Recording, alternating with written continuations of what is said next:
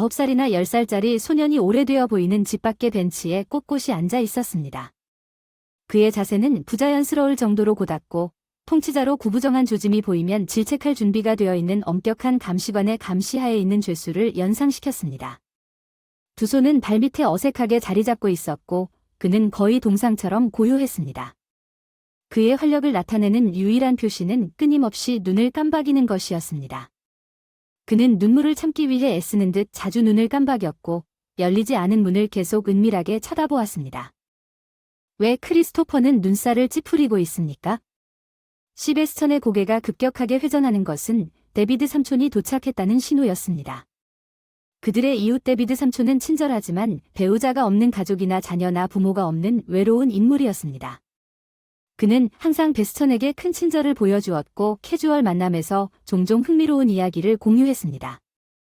그 마당에는 데이비드 삼촌이 할머니에게 관심을 보인 적이 있었지만 그녀는 신속하고 단호하게 그의 접근을 중단했는데 그 늙은 바보가 무슨 생각을 했는지 나는 노년에 더 이상 할 일이 없습니다. 그런 일을 하는 것보다 나한테 주목해야 할 사람이 있어 그게 내 손자고 그게 나에게 필요한 전부야. 할머니는 단호하게 대답하고 세바스찬에게 물으셨다. 내 말이 들려?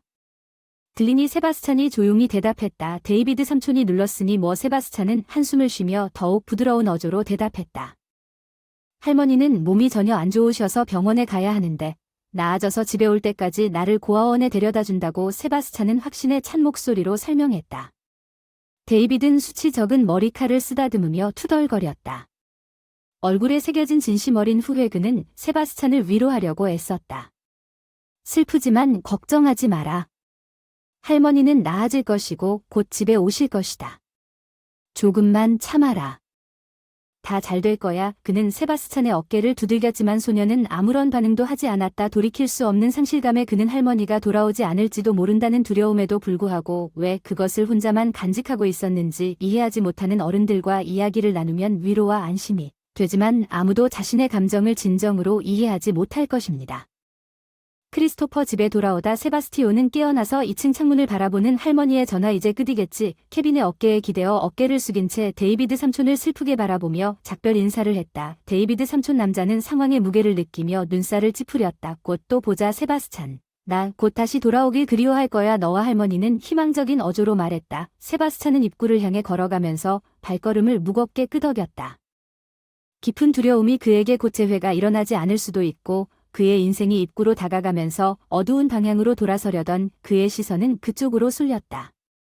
집 근처를 자주 어슬렁거리는 익숙한 늙은 불황자의 모습이 보였다. 근처 어딘가에 사는 듯한 남자는 항상 초라한 옷을 입고 뒤적거리며 시간을 보냈다. 흥미로운 것, 어쩌면 먹을 수도 있는 것을 찾기 위해 쓰레기통을 뒤지던 세바스찬의 눈은 그 남자를 바라보고 있었다.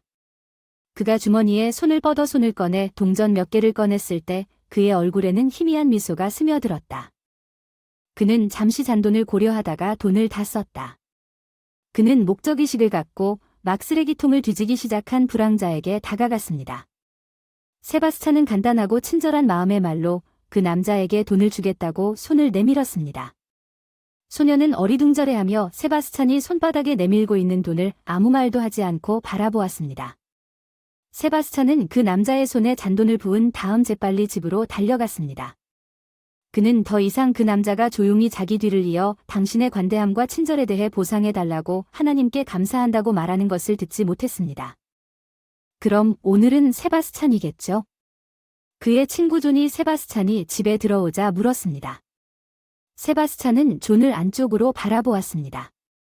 맹세컨대 신은 그가 항상 자신의 뜻대로 잘 해낸다고 동의할 때까지 나를 떠나지 않으실 겁니다.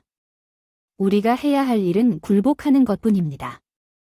그렇지 않으면 그는 우리를 내버려두지 않을 것이다. 알았어. 내가 갈게. 그냥 물러서 세바스찬이 대답했고 존은 그것이 정신이라고 만족스럽게 미소 지었다. 그렇지 않으면 시간이 없을지 모르겠다. 아마도 떨어져 있을 수도 있을 것이다. 세바스찬이 요점이 무엇인지 중단했다. 내가 그렇게 부자인 이유가 내가 일을 많이 하고 충분히 쉬지 않기 때문이라는 생각이 들었나요? 존은 어깨를 으쓱했습니다. 부자가 될 필요는 없어요. 은행에 100만 달러를 저축하는 것보다 재미있게 노는 게 낫지. 넌 돈 한 푼도 쓰지 않잖아. 왜 그렇게 진지한 거야? 우리는 아직 젊을 때 항상 즐겨야 해. 넌 고작 26살이고 넌 이미 많은 돈을 가지고 있어. 그런 다음 그것을 사용하지 않으면 너무 늦을 것입니다. 당신은 일어나서 60세입니다. 소녀들과 즐거운 시간을 보내는 것이 왜 문제입니까? 기억 상실증, 긁힌 자국과 관절에 많은 질병이 있고 뒤로 구부러진 것이 기껏해야 최악입니다. 그냥 묘지에 누워 있을 거예요. 금손잡이가 달린 값비싼 관속에 당신이 상관하지 않을 거예요. 당신이 원하는 대로 되기를 바라요. 존은 생생한 그림을 그렸어요. 세바스찬은 코를 주름지게 했고 당신은 그렇게 그렸어요. 그게 나를 원하게 만들었어요. 토하려면 가겠다고 했으니 가겠다. 보고서를 마무리해야 해. 세바스찬은 제이앤이 웃었다고 주장했지만 저녁에 손을 흔들고 세바스찬 사무실에서 나갈 때까지 친구를 다시 괴롭히지 않았습니다. 세바스찬은 몰입했습니다. 10분 정도 더 노트북 작업을 하다가 의자에 등을 기대고 지친 눈을 비비며 무거운 한숨을 내쉬었다. 그는 이제 등이 책상을 향하도록 의자를 회전시켰고 그 앞에는 넓은 파노라마 창문이 보였다. 그 경치는 숨이 멎을 만큼 아름다웠고 그는 그 높이에 놀라는 것을 멈추지 않았습니다. 마치 온 세상을 볼 수 있는 것처럼 느껴졌습니다. 세바스찬의 눈에는 슬픔의 손길이 깜박였습니다. 그의 과거는 그날 이미 여러 번 그의 생각에 침입했고 이제는 기억이 밀려왔습니다. 그는 왜 이런 일이 일어나는지 다시 한번 알았습니다. 할머니의 기일은 매년 이 날짜 몇 주 전에 가까워지고 있었습니다. 그는 그 이후 부모님의 죽음보다 할머니의 죽음이 그에게 더 깊은 영향을 미쳤다는 기억에 사로잡혀 있다는 것을 알게 되었습니다. 그의 부모는 그가 겨우 5살이 되었을 때 모두 돌아가셨습니다. 그를 인생의 부모로 데려가준 것은 그의 할머니였지만 그녀가 병에 걸려 병원에서 돌아오지 않았을 때 그를 대신해 줄 수 있는 사람은 아무도 없었습니다. 그녀가 떠난 공허함은 그 무렵에 완전히 치유되지 않았습니다. 세바스찬의 예감은 처음에 고아원에 보내진 임시 조치로 비극적으로 정확한 것으로 판명되었습니다. 그는 자신이 무기한으로 그곳에 머물고 있음을 알게 되었습니다. 그의 할머니는 여전히 병원에 있었고 심장마비로 세상을 떠났습니다. 어린 소년에게 미친 영향은 매우 컸습니다. 고아원 직원들은 세바스찬이 히스테리를 나타내거나 눈물을 흘리는 것이 아니라 마치 숟가락으로 먹이를 주는 순간에 세바스찬의 모든 힘이 빠져나가는 것처럼 보였습니다. 세바스찬은 그에게 생명의 위협을 느끼며 살을 투여해야 했습니다. 세바스찬은 꿈에서 할머니에 대한 꿈을 경험했습니다. 할머니는 그에게 정신을 차리라고 간청하고 최선을 다하면 원하는 모든 것을 이룰 것이라고 확신시켰습니다. 인생에서 이 꿈은 전환점이 되었고 세바스찬은 낙담에서 벗어났고 고아원 직원들은 그의 곤경에 깊이 공감하면서 안도의 한숨을 쉬었습니다. 그들은 고아원 생활의 가혹한 현실을 이해했습니다. 알코올 중독으로 권리를 박탈당한 부모 존은 흔들리지 않는 낙관주의로 삶에 접근했습니다. 항상 장미빛 안경을 통해 사물을 바라봤습니다. 두 소녀는 정반대였으며 서로를 지지하고 이해하며 피어나는 깊은 우정에 많은 사람들이 놀랐습니다. 어려운 상황에 직면한 세바스찬은 성공으로 가는 길은 자신이 강한 결단력을 갖고 스스로를 다져야 한다는 것을 절실히 깨달았습니다. 그는 모두가 놀랄 만큼 학문적으로 뛰어났고 결국 졸업 후 대학에 입학하여 두각을 나타냈습니다. 시베스처는 아파트 주택 및 가구 디자인을 전문으로 하는 자신만의 디자인 스튜디오를 설립하겠다는 대담한 목표를 세웠습니다. 대담한 움직임으로 그는 우연히 자신의 소유로 남아있던 할머니의 아파트를 팔았고 이번 판매에서 얻은 모든 돈은 그의 사업을 시작하는 데 투자되었습니다. 그의 도박은 단 1년 만에 성과를 거두었고 상당한 규모의 팀을 구성하여 모든 빚을 청산했으며 2년 후 그는 처음으로 100만 달러를 벌어들인 것을 축하했습니다. 그의 사업은 그 시점부터 사업 초기 단계 동안 계속 번성하고 번영했습니다. 시베스처는 라버트를 만났습니다. 다양한 프로그램에 능통했고 예리한 마음과 예민한 지성을 소유한 그는 함께 일하기 시작했고 로버트는 빠르게 세바스찬의 오른팔이자 친한 친구가 되었습니다. 흥미롭게도 로버트와 존은 서로 다른 배경과 성격에도 불구하고 이 트리오에서 각자의 공통점을 찾았습니다. 독특한 감정과 관점은 예상하지 못했던 유대감을 형성하고 보람있는 유대감을 형성하여 직업과 개인 생활 모두에서 세바스찬의 여정을 더욱 풍요롭게 했습니다.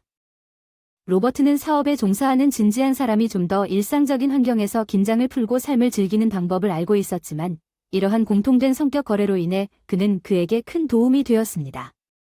존과 가까워지면서 시베스턴이 파티나 총각 소풍에 참여하도록 설득하는 것은 쉬운 일이 아니었습니다. 잔이 그를 설득할 수 없었기 때문입니다. 라버트는 종종 두 번째 설득자 역할을 했고 그들은 일반적으로 다른 사람들이 실패한 곳에서 함께 성공했습니다. 시베스턴은 종종 그렇지 않다고 느꼈습니다. 충실하고 재미있는 친구들을 위해 그는 일에 완전히 빠져 삶의 밝은 면을 보지 못했을 것입니다. 그는 로버트와 존이 천국에서 보내진 사람이었을 것이라고 생각했습니다. 파티 세바스찬도 축제가 시작되기 전에 공원에서 빠르게 달리고 싶었습니다. 세바스찬이 의자에서 일어섰을 때 사무실 문을 두드리는 소리가 울려 방해가 들어오라는 신호를 보냈습니다. 문이 열리자 젊은 여성이 사무실로 들어왔습니다. 세바스찬의 표정. 캐시를 보고 밝아졌어요. 만나서 너무 반가워요. 전화하려고 했는데 한 달이 지났는데도 세바스찬은 전화를 걸지 않았네요. 캐시의 얼굴을 살펴보며 감정을 가늠하려고 그녀는 수줍은 미소를 지었습니다. 그리고 그녀의 눈에는 눈물이 흘렀습니다. 이해가 되셨고 그는 부드럽게 말했어요. 괜찮아. 캐시는 모든 일이 잘 됐죠? 캐시는 감사의 목소리로 고개를 끄덕였습니다. 괜찮을 거라고 하더군요. 정말 고마워요. 세바스찬 말로 표현할 수가 없어요. 이것이 나에게 얼마나 의미가 있는지. 나는 당신의 도움이 없었다면 내가 무엇을 했을지 모르겠습니다. 그녀가 말하면서 그녀는 무릎을 꿇는 것처럼 움직였지만 세바스찬은 재빨리 개입하여 당신이 무엇을 하고 있는지 확인했습니다. 그는 약간 당황한 채 멈추라고 항의했습니다. 다시는 그런 일이 없을 거예요. 이제 모든 일이 잘 풀려서 기뻐요. 이제 일에 집중하세요. 딸은 내가 관련된 일을 잊어버리세요. 집에 가세요. 딸이 월요일에 일을 시작할 수 있기를 바랍니다. 소란 피우지 마세요. 캐시가 미소 지었습니다. 깊은 감사의 마음을 부드럽게 표현하는 그녀의 눈. 나는 당신이 한 일을 결코 잊을 수 없습니다. 세바스찬. 그가 대답하기 전에 나는 평생 그것을 기억할 것입니다. 그녀는 돌아서서 사무실을 나갔고 그녀 뒤에서 살며시 문을 닫았습니다. 세바스찬의 마음은 가라앉았습니다. 그는 엄격한 외모와 사업에 대한 확고한 접근 방식에도 불구하고 캐시의 이야기를 들었습니다. 그는 항상 깊은 공감과 도움이 필요한 사람들을 돕고자 하는 열망을 품고 있었습니다. 딸의 질병과 EXP 값비싼 치료가 시급하다는 사실을 알게 된 캐시의 상황도 다르지 않았습니다. 시베스턴은 캐시의 삶을 영원히 바꿀 결정을 내렸고 딸의 치료를 위해 모든 의료비를 충당하겠다고 제안했습니다. 그것은 상당한 재정적 약속이었지만 시베스턴에게는 캐시와 같은 잠재력을 가진 누군가가 그렇게 무거운 개인적인 위기를 짊어지고 있는 것을 보는 것은 그가 할 수 없는 일이었습니다. 캐시를 무시했습니다. 그의 관대함에 압도되었습니다. 그녀의 감사는 그녀의 눈물과 안도감에서 분명하게 드러났습니다. 시베스턴은 그의 개입을 경시했습니다. 그는 감사를 원하지 않았습니다. 그는 단지 캐시와 그녀의 딸이 더 나은 삶을 위한 기회를 갖도록 보장하고 싶었습니다. 이것은 평생 동안 단독으로 행한 친절한 행동이 아니었습니다. 세바스찬은 노숙자부터 장애인까지 도움이 필요한 사람들을 조용히 도왔습니다. 그는 어려움을 겪는 사람들에게 애착을 갖고 있었고 그들에게 자신의 삶을 바꿀 수 있는 기회를 준다고 믿었습니다. 그의 도움은 종종 익명이었습니다. 캐시를 고용하기로 한 시베스턴의 결정은 처음에는 눈썹을 치켜세웠지만 다른 사람들이 위험하다고 보는 곳에서 잠재력을 보는 재주가 있었습니다. 캐시의 그림과 디자인 재능은 그의 회사에 귀중한 것으로 입증되었고 그녀의 성장과 헌신은 더욱 확고해졌습니다. 캐시가 그날 사무실을 떠날 때 소외계층이나 간과된 사람들에게 기회를 주겠다는 그의 믿음. 시베스턴은 고아원에서의 도전적인 어린 시절부터 성공적인 기업가가 되기까지 그를 이 지점으로 이끈 여정에 대해 성찰했습니다. 그의 경험은 그를 항상 자비로운 개인으로 만들었습니다. 도움이 필요한 사람들에게 도움의 손길을 뻗을 준비가 되어 있음. 세바스찬은 타고난 연민으로 캐시의 딸이 초기에 반대했지만 치료비를 지불했습니다. 저항에 직면한 세바스찬은 그의 강한 책임감과 관대함을 반영하는 일을 하는 방법을 가지고 있었습니다. 그의 친구들은 그의 특이한 점에 대해 그를 놀렸을 수도 있지만 마음속으로는 세바스찬이 준비한 동안 만난 사람들 중 가장 고귀하고 친절한 사람 중 한 명이라고 믿었습니다. 파티에 참석하기 위해 그는 음주를 피하기 위해 운전할 가능성을 고려하여 좀 더 적절한 옷으로 갈아입었습니다. 그는 시계를 흘끗 보며 자동차로 가면 공원을 지나 자신을 끌어당길 것 같은 곳을 지나갈 시간이 있을 것이라고 계산했습니다. 그날 저녁 공원에 도착한 세바스찬은 입구 근처에 있는 패스트푸드 갑 한 대를 발견하고 샤워마 4개를 주문했고 샤와르마를 준비하는 동안 그는 또 다른 갑 한 대에서 수많은 스위트롤과 생수 10병을 구입했습니다. 신비한 힘이 그를 공원으로 끌어당겼습니다. 공원은 불분명했지만 세바스찬은 20분 후 기대감을 가지고 당기기를 따라갔습니다. 세바스찬은 음식 봉지를 들고 공원을 걸으며 지형을 잘 알고 익숙한 길을 빠르게 탐색했으며 짧은 5분 산책 후 거의 매주 이 장소를 자주 방문했습니다. 그는 공원 반대편에 나타났습니다. 이곳에는 작은 숲이 있었고 그 옆에는 시립병원이 있었습니다. 노숙자들이 선호하는 따뜻한 장소입니다. 세바스찬은 몇 년 전에 이 장소를 발견했고 그 이후로 피난처를 찾는 많은 노숙자들을 만났습니다. 그들만의 집이 없는 동안 파이프의 따뜻함 아래 이곳은 그 순간부터 그들의 안식처가 되었습니다. 세바스찬은 그들을 돌보기 위해 스스로 나서서 처음에는 그들에게 돈과 심지어 추가 지원까지 제공하려고 시도했지만 그들은 지속적으로 두 가지 모두를 거부했습니다. 시베스찬은 곧 자신이 그들을 다른 길로 안내할 수 없다는 것을 깨달았습니다. 대신 필요할 때 생계와 재정적 지원을 제공함으로써 그들의 삶을 더 견딜 수 있게 만들 수 있다는 것을 깨달았습니다. 시간이 지남에 따라 노숙자 커뮤니티는 시베스천의 존재에 익숙해졌고 그들은 더 이상 그를 두려워하지 않고 그를 존경했습니다. 노숙자들은 진정으로 필요한 것 이상을 요청한 적이 없습니다. 세바스찬의 친절함에 감사했고 뭔가 실질적인 것이 필요할 때만 도움을 구함으로써 보답했습니다. 때때로 그들의 요청은 끓는 냄비에 기침약이나 담요, 베개를 맞추는 것처럼 간단했습니다. 세바스찬과 세바스찬 사이의 상호 존중과 이해, 노숙자 커뮤니티는 지난 겨울 동안 물질적 지원을 넘어서는 독특한 유대감을 형성했습니다. 노숙자 커뮤니티 중 여러 사람이 세바스찬에게 도움을 요청했습니다. 세바스찬은 도움이 필요한 사람들을 위해 따뜻한 담요 20장을 구입했고, 다른 사람은 철제 머그를 요청했고 세바스찬은 한 걸음 더 나아갔습니다. 또한 누군가 손전등이 필요할 때 모든 사람에게 도구 세트를 제공함으로써 시베스천은 휴대용 손전등과 배터리를 공급했습니다. 그의 관대함은 그에게 이 사람들 중 노숙자 인구의 존경과 숭배를 얻었습니다. 스티번은 그들 중에서 가장 중요한 인물 중 하나로 간주되는 독특한 위치를 차지했습니다. 그는 누구라도 거리 생활의 비인간적인 조건에 굴복하는 것을 거부하며 권위를 가지고 행동했습니다. 스티븐의 철학은 거리에서 사는 것이 사람의 인간성을 감소시키지 않는다는 것을 강조했습니다. 그들은 고정관념을 깨고 자신들이 쓰레기가 아닌 인간이라는 것을 입증해야 했습니다. 세바스찬은 스티븐에게 접근하여 그의 제안을 제안했습니다. 그러나 스티븐은 세바스찬의 친절함을 인정하고 그가 심어준 믿음에 대해 감사를 표했음에도 불구하고 자신을 이 삶으로 이끈 개인적인 비극에 관계없이 기꺼이 자신의 길을 선택한 도움을 거절했습니다. 세바스찬은 스티븐의 명확한 반응을 듣고 그 외모 뒤에 있는 교육받은 개인을 인식했습니다.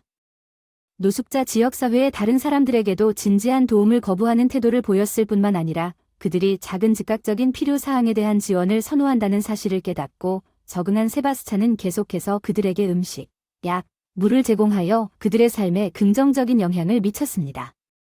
크리스토퍼 R이 나타났습니다. 스티븐은 그를 만나서 기뻐했지만 처음에는 주저했던 나머지 그룹은 어려움에도 불구하고 더 가까이 다가가기 시작했습니다.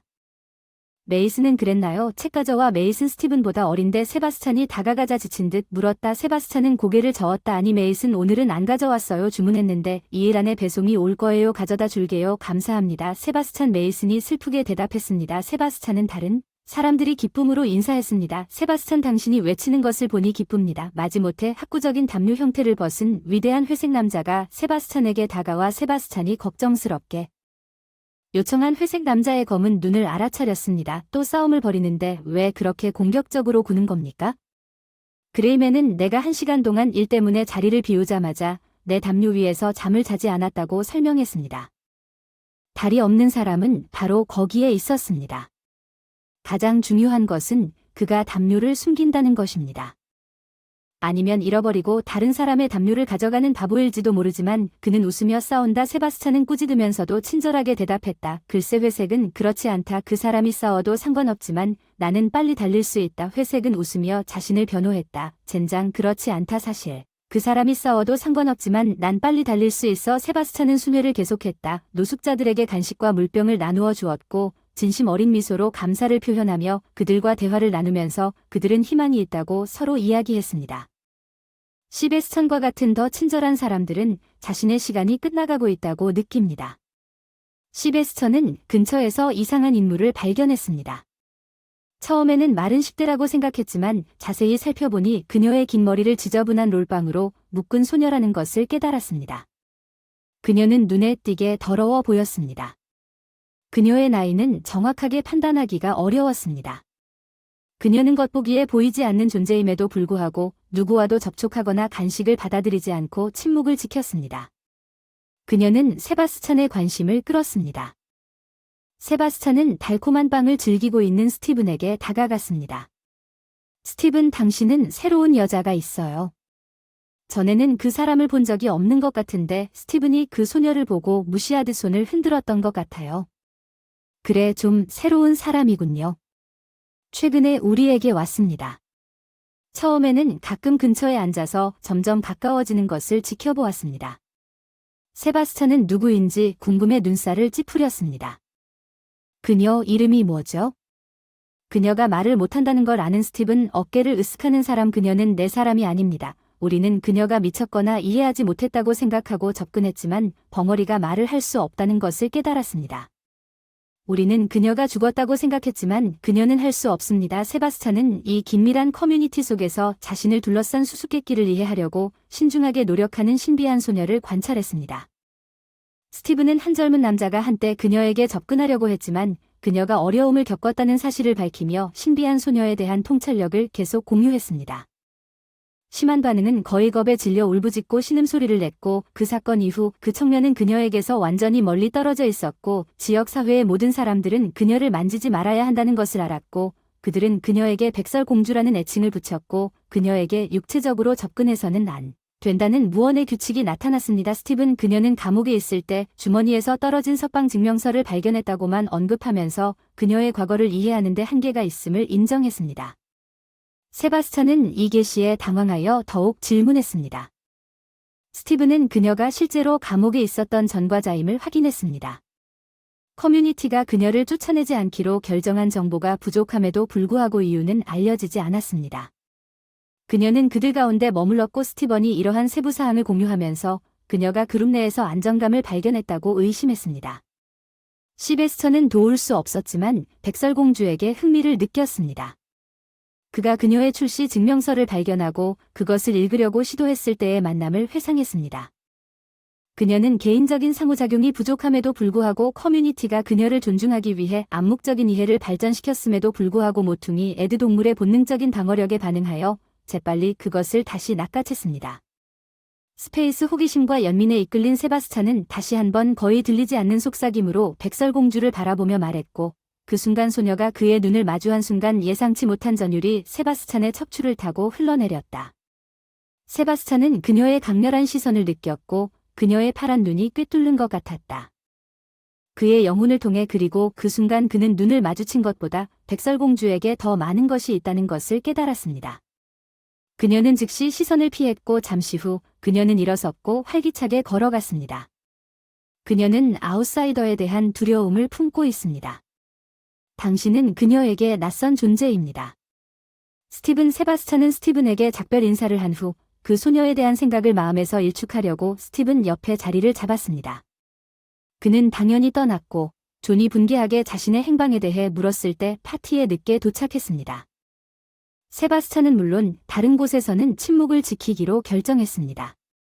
당신은 임무를 제대로 수행하지 않는군요. 세바스찬 맙소사, 당신은 정말 이상해요. 난 당신을 절대 이해하지 못할 거예요. 제이엔이 짜증 섞인 표정으로 말했어요. 세바스찬은 왜 나를 이해해야 하느냐고 웃으며 대답했습니다. 그냥 나를 있는 그대로 받아들이세요. 그게 파티가 한창이었습니다. 존과 로버트는 세바스찬에 대한 놀림을 멈추기도 했고 세바스찬은 자신들이 즐기고 있는 활기찬 분위기에 푹 빠져 있을 뿐이라는 것을 깨닫고 세바스찬은 주변의 불협화음에 몰입하는데 만족했습니다. 노숙자 백설공주가 그에게 흥미를 느꼈습니다. 그녀는 갇힌 듯 그를 바라보며 동시에 문제에서 벗어날 수 없었습니다. 마치 누군가가 자신을 도와주길 기다리는 것처럼 보였습니다. 그녀는 그를 처음 본 순간 마치 간청을 전하고 싶은 것처럼 보였습니다. 그러나 그녀의 시선은 빠르게 그녀가 숨기고 있는 것이 무엇인지 명백한 두려움을 드러내는 추적된 절박함 중 하나로 바뀌었습니다. 그녀는 왜 그토록 특이한 것이었습니까? 세바스찬은 자신이 조심스럽게 접근해야 한다는 것을 알고 있는 미스터리를 풀기로 결심하고 그녀를 돕기 위해 할 수 있는 일이 있을지 고민했습니다. 일주일 후 세바스찬은 간식과 물티슈를 가지고 공원으로 돌아왔습니다. 그는 그것을 백설공주에게 주려고 했고 그녀가 어린 소녀임을 알아보았으며 그녀가 적어도 물티슈로 기분을 상쾌하게 할 수 있는 기회를 고맙게 생각할 것이라고 생각했습니다. 그러나 공원에 도착하자마자 세바스찬 소녀를 발견할 수 없었다. 그의 눈은 천막 아래의 날씬한 인물을 찾기 위해 그 지역을 훑었지만 그녀는 전혀 보이지 않았다. 새로 온 사람에게 다가가는 중이었다. 벤치에 앉아 세바스찬이 물었다. 다리가 없는 사람이 침울한 표정으로 세바스찬을 쳐다보았다. 분명 참여할 기분은 아닌데 내가 엄마인지 어떻게 알 수 있지? 부러진 병아리를 추적하는 것보다 더 좋은 일은 없어 스티븐에게 물어보면 그 사람은 도움이 되지 않는 반응을 무시하며 대답했다. 세바스찬은 기분이 안 좋아 보이는 원인이 무엇인지 곰곰이 생각했다. 오늘 기분이 너무 좋지 않아서 반쯤 농담으로 물었습니다. 세바스찬은 더 이상 압력을 가하지 않기로 결정했습니다. 누군가는 화를 낼 수도 있고 다른 사람들도 그것을 재미있다고 생각할 것이기 때문에 모든 사람 앞에서 가벼운 마음의 말을 공유하지 않는 것이 낫습니다. 세바스찬이 배포했습니다. 음식을 먹은 후 행복하게 종이컵으로 커피를 마시고 있는 스티븐에게 다가갔습니다. 시베스천저는 당신이 매일 여기에 와서 맛있는 빵을 즐기면서 똑같은 맛있는 커피를 마시며 즐거운 시간을 보내는 모습을 상상해봅니다. 당신은 세상에서 가장 운이 좋은 사람임에 틀림없습니다. 스티븐은 시베스천이 그러지 않기로 결정했다고 말했습니다. 어디든 갈 필요가 없다고 말했고 주방에 스트리트 커피보다 더 좋은 컵을 끓이는 커피 머신이 있었다고 말했어요. 돈이 많나요? 스티븐은 악의 없이 물었고 부러움도 없이 묻습니다. 세바스찬은 잠시 고민하다가 확신할 수 없다고 대답했습니다. 자신을 전혀 이해하지 못하는 사람에게 무슨 말을 해야 할지 그는 간결하게 대답했습니다. 스티븐은 찬성으로 고개를 끄덕이고 아주 잘 말했습니다. 세바스찬은 스티븐이 왜 그것이 주목할 만하다고 생각하는지 궁금해했고 이에 대해 스티븐은 계속해서 도움을 줄 수 있기 때문에 무릎을 두드려 주었습니다. 우리 스티븐은 간단하게 대답했습니다. 세바스찬은 가난하고 노숙자에게 목이 메는 것을 느꼈습니다. 꿈은 단지 굶주림을 피하고 겨울의 따뜻한 구석을 찾는 것뿐이었습니다. 그들은 감히 다른 삶을 상상할 수 없었습니다. 그들에게 중요한 것은 다른 곳에서 누군가를 찾는 것이었습니다. 도움을 받을 수 있는 사람이 누구인지 역겹기도 하고 감동적이기도 했습니다. 백설공주 세바스찬이 물었습니다. 스티븐은 주위를 둘러보며 손을 펼쳤습니다. 그녀가 여기에 있다는 것을 알고 그녀는 떠났다가 다시 왔습니다. 그녀는 항상 우리와 함께 있지 않습니다. 매일 와서 우리는 그녀와 이야기하지 않습니다. 그녀는 우리에게 아무것도 말할 수 없으며 우리는 그녀에 대해 신경 쓰지 않습니다. 그녀는 이상합니다. 그녀는 미친 것처럼 소름 끼치고 너무 똑똑해서 그녀의 마음에 무슨 생각이 있는지 알 수 없습니다. 해를 끼치지 않습니다. 파울, 부탁 하나 해도 될까요? 스티븐이 중요하게 웃으며 물론이죠. 무엇이 필요합니까? 세바스찬이 물티슈를 주라고 요청했습니다. 물 한 병, 빵과 초콜릿 바를 가져왔습니다. 스티븐은 세바스찬이 들고 있는 가방을 자세히 살펴보았습니다. 그리고 세바스찬을 쳐다보며 그 벙어리가 필요한 것이 무엇입니까? 세바스찬은 대답했습니다. 알았습니다. 그녀에게 말할게요. 하지만 그녀가 그것을 받아들이기를 거부하면 나는 그녀에게 강요하지 않을 것입니다. 세바스찬은 스티븐에게 감사하다고 말하고 그가 무엇을 알았으면 하는 무거운 마음으로 집으로 돌아갔습니다. 백설공주가 그녀에게 무슨 일이 일어났고 저녁 늦게 그녀를 도울 수 있었는지 조심스럽게 그 지역으로 들어갔습니다. 그녀는 두려움으로 주변을 둘러보며 벤치 옆에 자리를 잡았습니다. 우연히 스티븐이 근처에 있었고 조용히 담요를 꺼내 심호흡을 하고 그것을 펼쳤습니다. 잠시 후 그녀는 목소리를 듣고 몸을 떨었습니다. 여기 당신을 위한 물건이 있습니다. 우리를 도와준 친구가 원하면 가져가세요. 그래서 제가 그에게 강요하지 않겠다고 세바스찬의 메시지를 전했습니다. 희미한 등불 속에서 STPN이 전했습니다. 눈처럼 하얀 눈이 춤추는 그림자 스티번은 그녀에게 작은 꾸러미를 던졌고 그녀는 그의 코 고는 소리가 들릴 때까지 만지기를 주저했습니다. 그녀는 봉지를 집어들고 내용물을 살펴보며 물 한 병을 추출했습니다. 달콤한 롤 2개 그리고 초콜릿바. 그녀는 또한 이상한 것을 발견했습니다. 촘촘하게 말려진 물건 냄새를 맡았습니다. 기분 좋은 향기를 발견했습니다. 결국 그녀는 그것이 물티슈라는 것을 깨달았습니다. 누군가 이것을 노숙자에게 주려고 생각했다는 사실을 깨닫고 그녀는 눈을 크게 뜨고 놀랐습니다. 한 명뿐이었습니다. 여러 번 본 사람을 도와주던 그 사람이 왜 그녀에게 그렇게 관심을 보이는지, 그가 원하는 것이 무엇인지 그녀는 그와 거리를 둘 필요를 느꼈습니다. 소녀는 물티슈를 옆으로 치울까 고민했지만 몇 분 후에 망설이고 조심스럽게 서류를 정리했습니다. 더러운 손톱 위에 플라스틱 뚜껑을 덮고 비슷한 물티슈를 조심스럽게 꺼내 냄새를 맡았다. 정말 맛있는 냄새였다. 손에 쥐고 있던 지 얼마나 됐는지 이런 생각이 들지 않았다. 소녀는 조심스럽게 얼굴을 문질렀다. 냅킨을 살펴보던 그녀는 그것이 회색 천으로 변했다는 것을 알아차렸습니다. 소녀는 사용한 냅킨을 주머니에 숨기고 몇 분 안에 누울 준비를 하는 누더기 사이에 패킷을 넣었습니다. 그녀는 잠든 것처럼 보였음에도 불구하고 여전히 깨어 있었습니다. 오랫동안 날카로운 파란 눈으로 하늘을 바라보고 있었다. 세바스찬은 매주 계속해서 공원을 찾아 소녀에게 다가가려고 했지만 그녀는 그에게 부끄러워했다. 그럼에도 불구하고 세바스찬은 자신이 준 냅킨을 그녀가 보관하고 있다는 사실을 알아차렸다.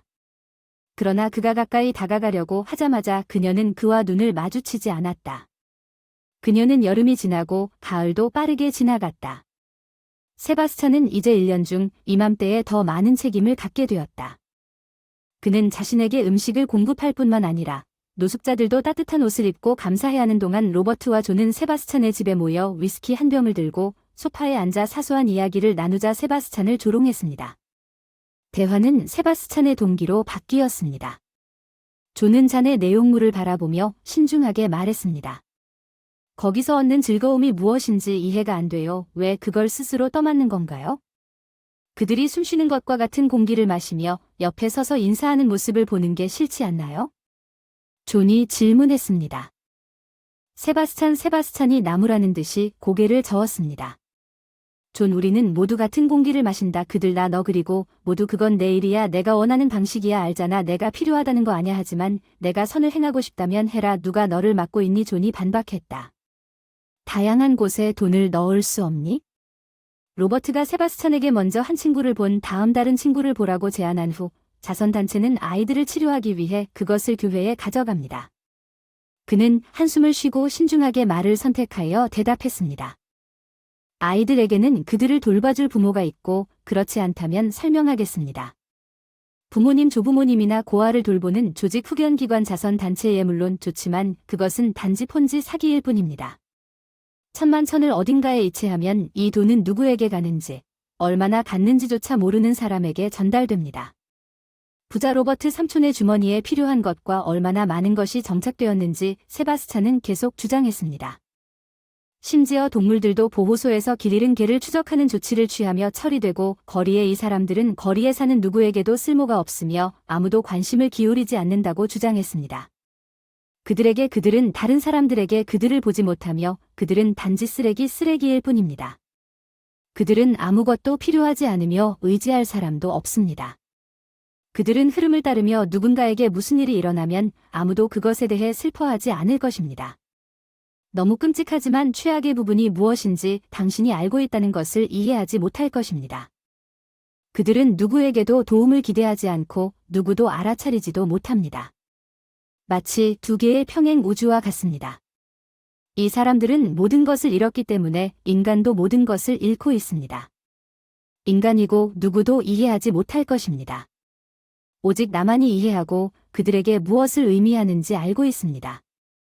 내 돈이나 선물, 음식이 아닙니다.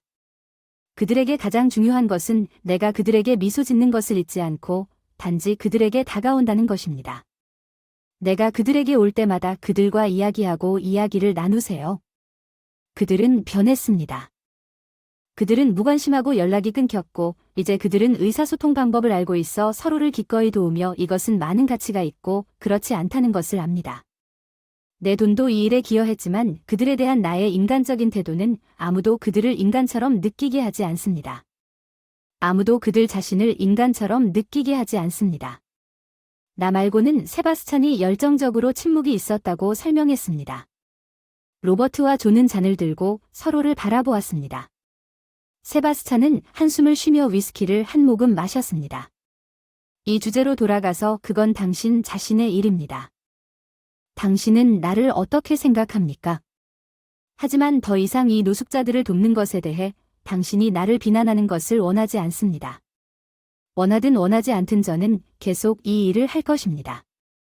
나한테 계속 얘기하면 안 좋게 끝날 거야. 알았어, 알겠어. 좋은 이야기로 화제를 빼자 세바스찬은 로버트가 어떻게 그의 새 여자친구를 만났는지 들어보자고 주장했다. 존이 제안했다. 대화를 전환하고 그의 친구를 바라보며 세바스찬은 그들이 떠나길 바라며 안도의 미소를 지었다. 따뜻한 겨울은 견딜 수 있었지만 추운 밤은 생존을 어렵게 만들었습니다. 그들은 매주 금요일 공원에 모여 겨울 동안 특히 중요한 맛있거나 영양가 있는 음식을 가지고 세바스찬의 도착을 기대하며 공원에 모였습니다. 서리가 도시를 사로잡았습니다. 월요일은 혹독했고 세바스찬은 일하러 가기 전에 아직 공원에서 자고 있는 사람들에게는 너무 추울 것이라고 생각했습니다. 그는 들러서 1층 쇼핑몰에서 구입한 접시 2개를 놓고 가기로 결정했습니다. 공원에 도착하자마자 아파트 건물의 모습을 본 세바스찬은 아무도 보이지 않는 것에 놀랐다. 모두가 밤서리에 겁에 질려 흩어졌을 것 같았다. 세바스찬은 평소에 자던 곳으로 가서 담요 아래에 휘파람을 불기 시작했다. 그러다 뭔가 이상한 것을 발견했다. 그의 왼쪽에는 세바스찬이 소리를 냈을 때 파이프 아래에 큰 묶음이 있었고 그 묶음은 온기를 찾아 누더기를 통해 먹이를 찾고 있는 개일지도 모른다고 생각하면서 살짝 꿈틀거렸다. 세바스찬은 조심스럽게 다가갔지만 그것은 더러운 침대보 아래에서 나온 개가 아니었다. 희고 얇은 손 뾰족하게 솟아나 생명 없이 매달린 세바스찬의 심장은 왠지 가라앉았다. 세바스찬은 파이프 아래 더미로 질주해 재빨리 윗니부를 뒤로 던졌다. 누더기 가슴속에 누가 숨어 있는지 보고 참을 수 없어 신음소리를 맙소사. 백설공주가 아니구나. 그녀는 거의 백인이고 그녀의 입술은 파랗게 변했다고 중얼거렸다. 눈을 감고 누워서 그녀의 속눈썹에는 서리가 낀 채 그녀는 망설임 없이 움직이지 않았다. 세바스찬은 소녀를 팔에 안고 즉시 차로 달려갔다. 그녀는 거의 무게가 없을 정도로 말랐다. 아무것도 먹지 않았다면 세바스찬은 호흡이 있는지 맥박이 있는지 확인조차 하지 않고 그녀를 차에 태운 뒤 재빨리 그녀를 어디로 데려갈지 생각하다가 요즘은 병원이 노숙자들을 잘 치료하지 못할 수도 있다고 판단했습니다. 그녀를 자신의 집으로 데려가서 그의 아파트에서 구급차를 부르기로 결정했습니다. 세바스찬은 그 소녀를 소파에 눕히고 두려움에 사로잡혔습니다. 만약 그녀가 죽었고 그는 심지어 맥박도 확인하지도 않았으면 어쩌지. 세바스찬의 정신이 번쩍 들었습니다. 그녀의 가늘고 차가운 손을 만지자 그는 맥박을 느꼈고 다행스럽게도 그녀는 살아 있었다. 세바스찬은 그녀에게 따뜻함이 필요하다는 것을 깨닫고 한숨을 쉬었다. 그는 그녀를 두꺼운 담요로 덮고 1시간 후에 또 다른 담요를 그 위에 올려놓았다. 그녀는 몸을 흔들며 신음했다. 세바스찬은 움직임의 첫 징후에 벌떡 일어섰습니다. 백설공주는 더 이상 창백한 얼굴이 아니었고 그녀의 뺨에 빛난 홍조도 없었고 입술도 벌어진 채 옆에 있는 세바스찬을 보자 그녀는 떨었습니다. 쉿쉿, 당신이 우리 집에 있는 걸 두려워하지 마세요. 여기서 당신은 너무 추웠기 때문에 당신은 죽을 수도 있었지만 제 시간에 찾았어요. 걱정하지 마세요. 다치게 하지 않을 거예요. 세바스찬은 백설공주가 자신이 거리에 있는 것이 아니라 아파트에 있다는 것을 깨닫고 그녀를 안심시켰습니다. 그녀는 두려운 듯 눈을 펄럭이며 그녀를 스캔했습니다. 주변 환경이 세바스찬에게서 멀어지려고 애쓰는 중 그녀는 팔을 앞으로 뻗어 두 사람 사이에 장벽을 만들었습니다. 그가 그녀를 만지지 않을 것이라는 것을 깨달았을 때 그녀는 팔로 몸을 지탱하며 세바스찬을 열심히 지켜보았습니다. 세바스찬은 뜨거운 차와 빨간 생선 샌드위치를 가져왔습니다. 쿠키 한 봉지. 잼병과 스콘을 쟁반에 올려놓기 적어도 제대로 먹을 수 있을지도 모르지. 백설공주는 말없이 쟁반을 바라보며 먹지 않겠다고 했지만 너무 많은 음식을 보고 눈이 반짝였다. 세바스찬은 자신이 먹지 않을 것임을 깨달았다. 그 앞에서 식사를 하고 그는 옷장에서 그녀에게 줄 옷이 있는지 확인하기 위해 방으로 나갔다. 10분 후에 다시 돌아와서 쟁반이 비어 있는 것을 발견했다. 백설공주는 배고픈 것을 다 먹었다. 다른 것을 원한다. 세바스찬이 백설공주에게 침묵을 지켰다. 세바스찬이 제 안에 따가서 샤워하고 목욕하는 게 어때요? 제가 옷 몇 개 가져왔죠. 물론 제 스웨트 셔츠와 스웨트 팬츠일 뿐이지만 제가 가지고 있는 세트 중 가장 따뜻한 세트예요. 그러면 야외에서 더 따뜻할 거예요. 샤워할 건가요? 그녀가 말하지 않았나요? 세바스찬은 무엇이든 그녀에게 손을 내밀었지만 그녀는 그것이 마치 낯선 것처럼 움츠러들었습니다. 세바스찬은 그녀에게 질문을 하고 정보를 공유하면서 그녀가 누구인지 알아내려고 대화에 참여하려고 했지만 그녀는 간신히 그에게 시선을 고정한 채로 거기 앉아 있었습니다. 세바스찬은 결국 한숨을 쉬며 스스로에게 말하면서 인내심을 잃었습니다. 그래, 당신은 무엇을 할 건가요? 그녀는 아무것도 원하지 않는 것처럼 그가 그 말을 하자마자 다시 거리로 몰래 빠져나가기를 기다리고 있습니다. 백설공주는 세바스찬을 떠나 그에게 키스하여 놀라게 했습니다. 순간 당황해서 밖으로 나가고 싶은 게 뭐냐고 세바스찬은 되풀이했고 소녀는 소심하게 고개를 끄덕이며 기대에 찬 눈빛으로 그를 가둬두는 것 같았고 세바스찬은 더 이상 그녀를 도울 수 있는 게 없다는 걸 깨닫고 한숨을 쉬었다. 가방 하나에 음식과 따뜻한 운동복을 담아 백설공주에게 건넸다. 그녀는 망설이다가 가져갔다. 마침내 악수를 하며 가방을 받아들었다. 세바스찬은 지갑을 꺼내더니 1000장짜리 지폐 몇 장을 꺼냈다. 적어도 9장은 있었다. 그는 돈을 묶음으로 꼬아서 작은 클립으로 고정한 다음 그녀에게 내밀었습니다. 그녀는 가져가지 않았습니다. 세바스찬은 테이블에 걸려있는 그녀의 더러운 재킷으로 걸어가서 당신이 고집이 세기 때문에 그 돈을 그녀 주머니에 넣었습니다. 거리로 돌아가고 싶으니까 이 돈이 필요할 테니 원하지 않아도 가질 수 있어요. 기분이 안 좋으면 비상시에 쓸 수 있도록 이 돈을 쓸 테니 지금 가세요. 세바스찬은 백설공주가 마치 누군가가 쫓아오는 것처럼 즉시 소파에서 벌떡 일어났다고 말했습니다. 그녀는 재킷과 옷과 음식이 담긴 가방을 움켜쥐고 서둘러 현관으로 달려갔습니다. 잠시 멈췄다가 세바스찬을 뚫어지게 쳐다보더니 몇 초 동안 그녀의 시선은 독살과 겁에 질린 채 고마움으로 바뀌었습니다. 이 놀란 세바스찬은 그 모든 것을 상상했다고 생각했습니다. 잠시 후 백설공주가 재빨리 시선을 낮추고 그녀가 문을 열었고 입구 쪽으로 손을 흔들고 조용히 문을 닫았기 때문입니다. 그날 세바스찬은 백설공주를 다시는 보지 못했고 공원에 나타나지도 않았으며 백설공주를 찾으려는 그의 시도는 헛수고였습니다. 세바스찬은 개인적으로 그녀를 공원에 데려가지 않은 것에 대해 자신을 비난했습니다. 그녀가 어느 방향으로 갔는지 확인하는 것조차 그는 바보처럼 느껴졌습니다. 누군가가 그녀가 돈을 가지고 있고 그녀에게 해를 끼치는 것을 보았을까봐 걱정했습니다. 그는 자신의 노력에도 불구하고 그녀가 더 이상 살아있지 않을지도 모른다는 최악의 상황을 두려워했습니다. 세바스찬은 그녀를 찾을 수 없었습니다. 스티븐과 메이슨 그의 친구들은 그들이 말했다. 그녀를 다시는 보지 못했을 가능성이 크며 그녀에게 무슨 일이 일어났을 가능성이 크며 세바스찬이 더 이상 할 수 있는 일은 없었습니다. 여름이 다가왔고 봄에 새로운 프로젝트에 열중한 세바스찬은 자신이 얻은 휴가가 필요하다는 것을 깨달았지만 자신은 결코 휴가를 가지 않았을 것입니다. 친구들이 아니었다면 어느 날 존이 그를 만나러 왔습니다. 시베스처는 아직 직장에서 계약서 하나를 읽고 있는 중이었고 존이 들어왔을 때 여기 거래가 있습니다. 당신이 쉴 준비가 되었다고 말해주기를 기다리는데 지쳤습니다. 작년에 기다렸고 넌 아직 휴가를 갈 준비가 안 됐어. 우리는 함께 아무데도 가본 적이 없어. 그래 로버트와 나는 어쨌든 갔지만 너 없이는 중요하지 않아서 문제를 내 손으로 처리하겠다고 즉시 경고한다. 이미 다 정리했고 7월에 바쁘다고 하면 바로 찾아갈게요. 형 성숙해지기를 너무 오래 기다렸어요. 제이에는 선언했습니다. 세바스찬은 친구를 비웃듯이 바라보았습니다. 제이에는 항상 한 가지 일만 했습니다. 마음의 휴가 재미있는 여자 파티 캠핑을 넘어서 살게 되자마자 그와 그의 가족은 전혀 정착하지 않을 것입니다. 기저귀를 차고 있었어. 알았어. 흥분하지 마. 내가 듣기론 너는 나를 내버려두지 않을 거야. 알겠어. 난 7월을 보낼 거야. 난 널 의지하고 있어. 난 널 전적으로 믿어. 그리고 내가 시골에서 휴가를 준비한다면 나는 그것도 동의하게. 세바스찬 자만심. 제이에는 미소 지었어. 안 돼 형 안 돼. 마을은 최고의 리조트야. 세바스찬은 단 한 가지 조건만 심각해졌어. 해외로 날아가고 싶지 않아. 세바스찬은 제이엔이 어깨를 움츠리고 동의한다고 말했어. 그래. 우리 해외로 가지 않고 여기도 아주 좋은 곳이 있고 3주간의 잊지 못할 휴가가 우리를 기다리고 있습니다.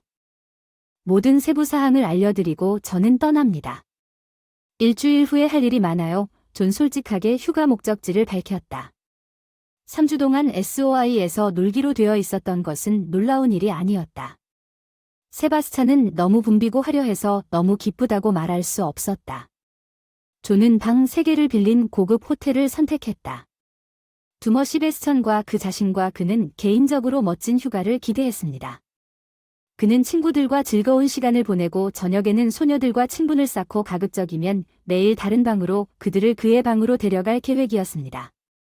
로버트의 꿈은 그가 원했던 현실에 더 가깝습니다. 누군가를 만나고 같은 파트너와 밤을 보내는 반면에 세바스찬은 단지 긴장을 풀고 싶었습니다. 그는 자고 싶었습니다. 수영하고 일광욕을 하고 긴장을 풀고 싶었습니다. 친구의 계획에 무관심했습니다. 로버트와 존은 어떤 식으로든 그에게 의존하지 않았습니다. 휴가 중 같은 장소에 함께 있는 것은 그들에게 휴가를 가면서 서로 더 가까워지고 우정이 돈독해지는 것처럼 보였지만 실제로는 각자 자신의 취향에 따라 시간을 보냈고 몇 년 전까지만 해도 자는 그 누구에게도 방해가 되지 않았습니다. 누군가에게 세바스찬을 소개하려고 하다가 심지어 자신의 방에서 벌거벗은 세바스찬을 기다리기 위해 여자에게 돈을 지불하기까지 했지만 세바스찬은 그 소녀에게 가운을 주고 그녀를 방 밖으로 데리고 나간 것에 감명을 받지 못했습니다. 결국 존은 친구에게 아무것도 하도록 강요하지 않았습니다. SOI에 도착하자마자 그들은 각자의 방에 자리를 잡았습니다. 세바스찬은 발코니에 올라서 잠시 숨을 죽였습니다. 그의 발코니는 친구들과 마찬가지로 12층에 서서 해변을 바라보고 있었습니다. 그는 자신을 둘러싼 아름다움에 놀랐고 그것이 정말 경이로웠고 세바스찬은 깨달았습니다. 저녁에는 엄청나게 아름다운 광경을 약속하는 이쪽에서 일몰이 있을 것이라고. 오후에는 모두 수영장에서 수영했습니다. 세바스찬은 수영장에서 수영을 한 후 해변으로 가서 그의 친구들도 선호하는 바다에서 수영을 했습니다. 저녁에 잠재적인 동료를 찾기 위해 수영장 옆에 머물며 각자의 활동을 시작했습니다. 라버트와 존은 외로운 여성들을 데리러 바에 갔고 시베스천은 시내를 산책하기로 결정했습니다. 시베스천이 휴가를 떠난 지 오랜 시간이 걸렸습니다. 삶은 일과 소외 계층을 돕는 일에 집중되었고 이제 그는 마침내 휴식을 취하고 무기를 요청할 사람을 찾았지만 소치에서는 질서가 유지되었으며 그러한 활동은 용납되지 않았습니다. 세바스찬은 많은 사람들이 얼음을 먹으며 산책하고 있는 공원에 도착했습니다.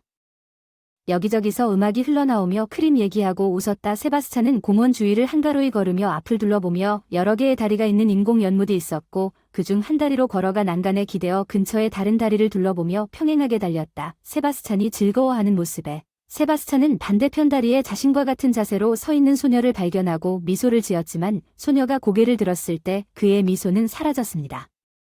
세바스찬이 소녀를 자세히 살펴보는데 몇 초가 걸렸고 소리쳤습니다. 백설공주는 고함을 지르며 획 돌아서 주위를 둘러보더니 세바스찬을 보았습니다. 그녀가 그를 즉시 알아본 것이 분명했습니다.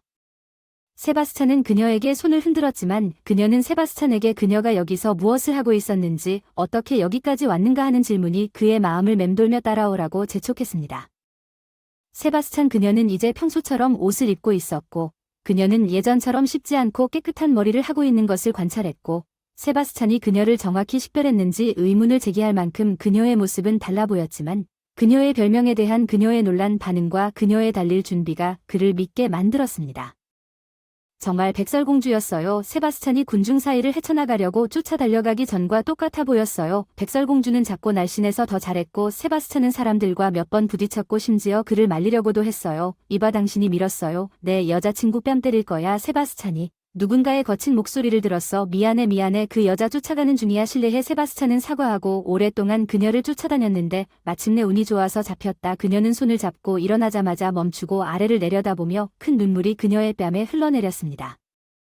좋은 의도로 당신과 내가 당신을 이용할 수 있었던 경우가 많았지만 그럴 필요는 없습니다. 진정할 필요는 없습니다. 세바스찬은 백설공주가 떨림을 멈췄지만 올려다보지 않았다고 안심시켰습니다. 세바스찬은 손을 잡았습니다. 팔꿈치 바로 아래에 너무 많은 압력을 가하지 않도록 조심하자. 벤치에 앉으세요. 진정하세요. 여긴 아직 꽤 붐비거든요. 내가 두렵다면 어서 가서 앉으세요. 백설공주가 앞장서자고 제안했어요. 로봇처럼 순종적으로 따라왔다. 세바스찬은 그녀에게 겁을 주고 싶지 않았지만 그녀가 왜 이런 행동을 하는지 알아보기로 결심했고 그녀가 괜찮다면 그들은 벤치에 앉았고 백설공주는 그녀를 등지고 앉았다. 두 손을 다리 아래로 집어넣은 그녀의 시선은 얼어붙었고 그녀의 자세는 세바스찬에게 어렴풋한 기억을 불러일으켰습니다. 세바스찬은 부모님이 돌아가시고 할머니가 병원에 실려갔을 때 진정한 절망을 겪었던 것 같습니다. 그때 그는 진실한 사람들을 돕기로 결심한 것 같습니다.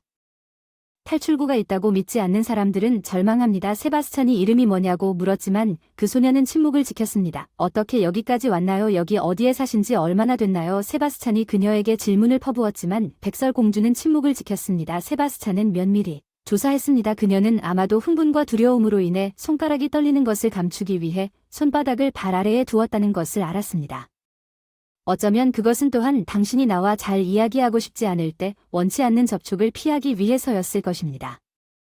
내가 당신에게 전화할 것입니다. 백설공주 그리고 당신은 내가 당신 이름을 알기를 원하지 않기 때문에 젠장 나는 완전히 잊어버렸습니다. 세바스찬은 갑자기 그녀가 말을 할 수 없다는 것을 기억했습니다. 그녀는 벙어리였기 때문에 그는 그것을 일찍 깨닫지 못한 것이 바보 같았습니다. 세바스찬은 휴대폰을 꺼내서 메모를 열었습니다. 백설공주에게 건네주면 이름을 쓸 수 있고 원하는 것은 무엇이든 쓸 수 있습니다. 그래서 우리는 무엇이든 이야기할 수 있습니다. 백설공주는 움직이지 않았습니다.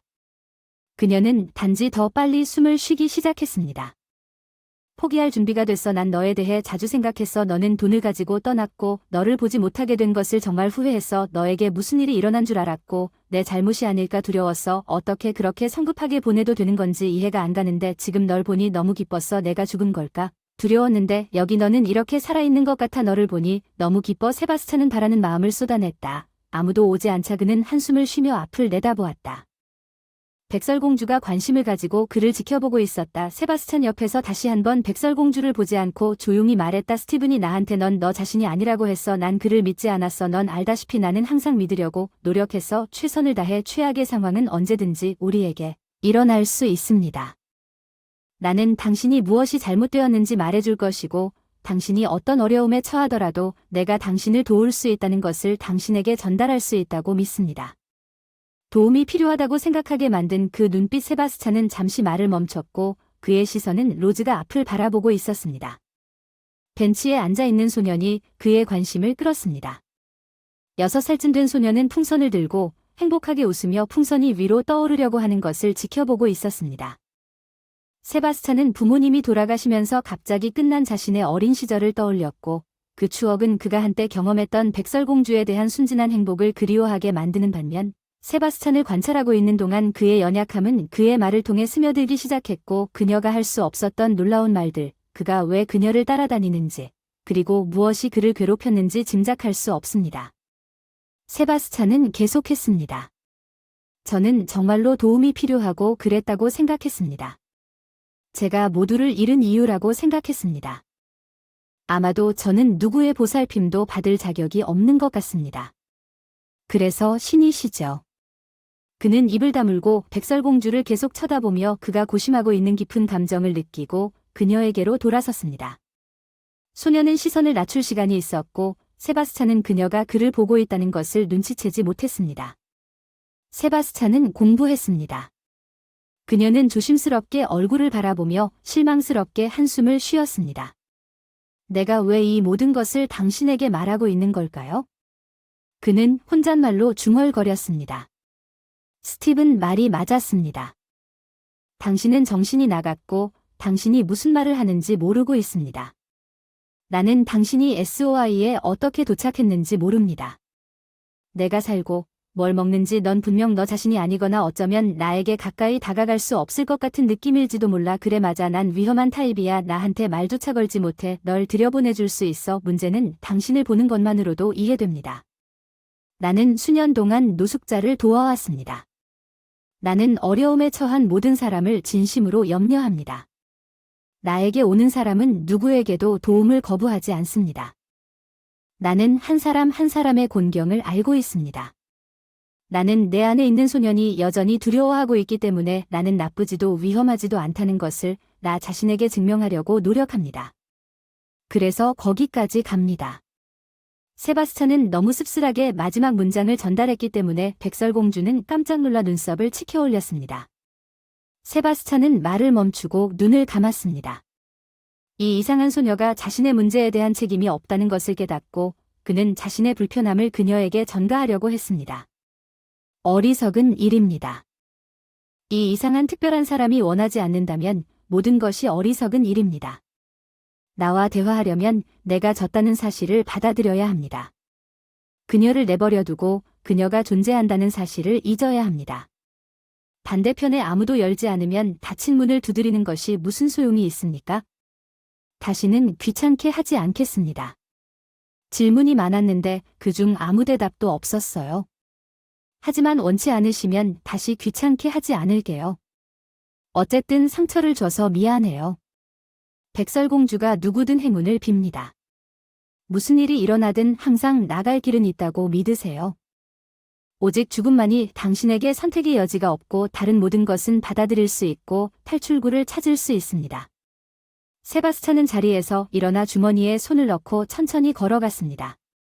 아드리아나, 제 이름은 아드리아나입니다. 뒤에서 아름다운 목소리가 들렸다. 세바스찬은 갑자기 걸음을 멈추고 천천히 아드리아나를 바라보며 눈살을 찌푸렸다. 왜냐하면 그녀가 자신의 눈을 똑바로 바라보고 있었기 때문이다. 내 이름은 아드리아나이고 나는 벙어리가 아니다. 소녀가 반복했다. 세바스찬은 예수께 놀랐다.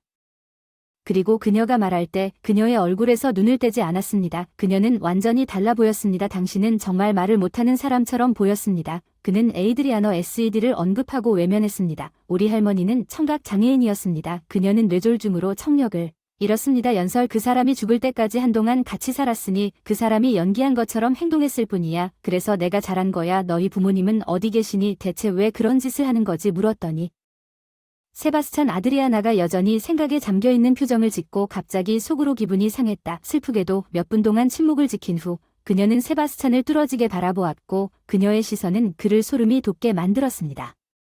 그녀의 눈은 마치 마녀인 것처럼 그를 제자리에 고정시켰고 그가 원해도 그는 움직일 수 없었습니다. 내 인생에서 일이 일어나요. 당신이 나쁜 사람인 줄 알았고 식물인 줄 알았는데 지금은 당신이 내가 생각했던 그런 사람이 아니라는 것을 깨달았어요. 우연히 들은 이해가 안 돼요. 세바스찬이 말했잖아요. 내가 모든 걸 말하겠다고 말했어요. 내가 다 대답할 거예요. 질문이 있으면 어떤 질문이든 저에게 약속해 주세요. 나에 대해 모든 것을 말한 것을 후회하지 않을 것이라고 약속합니다. 아드리아나가 세바스찬에게 요청했습니다. 주저하지도 않고 고개를 끄덕였습니다.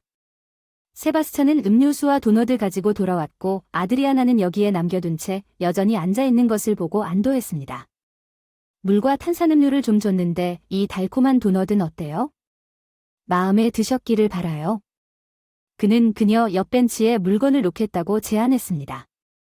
에이드리아너는 간식을 보더니 세바스찬에게 감사와 호기심이 섞인 눈으로 물을 받아들고 고개를 끄덕였습니다. 고마워하며 한 모금 마시려고 병을 열었습니다. 세바스찬은 그녀 옆에 앉았고 잠시 침묵이 흐른 후 이제 말했습니다. 아드리아나, 난 귀에 쏙쏙 들어와 무슨 일이 있었는지 얘기해 줘. 왜 이렇게 살고 있는 거야? 왜 내가 나쁜 사람이라고 생각했니? 에이드리아너는 잠시 머뭇거렸다. 자신의 이야기를 나누기 시작했습니다. 그녀는 천천히 말을 선택하면서 자신의 어려움과 행동 이면의 이유를 주의 깊게 이야기했습니다. 시베스처는 자신이 직면한 어려움에 공감하며 열심히 듣고 있었습니다.